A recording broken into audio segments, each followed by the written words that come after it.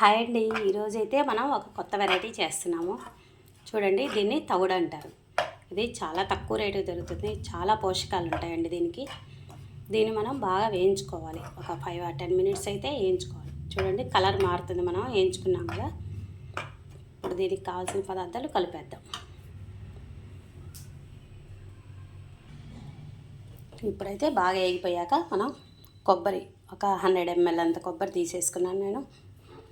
ఇంక బెల్లం మిక్సీ వేసేసుకున్నామండి. ఎంతో బెల్లం పట్టదు, చూసి వేసుకోండి. ఆల్రెడీ అది తవుడు చాలా స్వీట్గా ఉంటుందంటారు, అందుకని నేనైతే చూసుకుంటూ వేసుకుంటున్నా. రెండు కలిపేసి మనం జీడిపప్పులతో ఉండలు కట్టేసుకుందాం. ఇప్పుడైతే ఇది పూర్తిగా చల్లారిపోయింది. చూడండి, ఉండకి రావట్లేదు కాబట్టి మనం ఒక 2-3 స్పూన్స్ ఓన్లీ టేస్ట్ కోసమే అనమాట ఇది. తర్వాత హనీ వేసేసుకొని మనం ఉండలు చుట్టేసుకుందాం. చూసుకుంటూ హనీ పట్టిందని బట్టి ఉండలు చేసేసుకుందాం. ఇది చాలా హెల్త్కి మంచిదండి, చాలా పోషకాలు ఉంటాయి. దీన్ని మన పశువులకి వాటికి దానాలాగా కూడా వాడుతూ ఉంటారు. వాటి నుంచి వచ్చిన పాలు మనం తాగి బలం అనుకుంటుంటాం. అదే ఫుడ్ మనం తింటే చాలా మంచిది కదండి. బీ కాంప్లెక్స్ ఫుల్గా ఉంటుంది. డైలీ ఒకటైతే మనం తీసేసుకోవచ్చు. మనకైతే ఇంకా హనీ సరిపోలేదు, కొంచెం అయితే వేసేసుకొని ఉండలు చుట్టేసుకుందాం. ఇప్పుడు మనకైతే హనీ సరిపోయింది.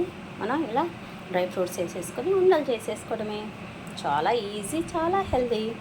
ఫుల్ బీ కాంప్లెక్స్ అనుకోండి. ఇదైతే రోజు ఒకటి తిన్నా చాలు మన పిల్లలకి.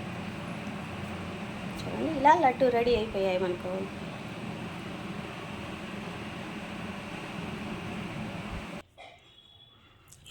ఇప్పుడు మనకైతే లడ్డూలు తయారైపోయాయి.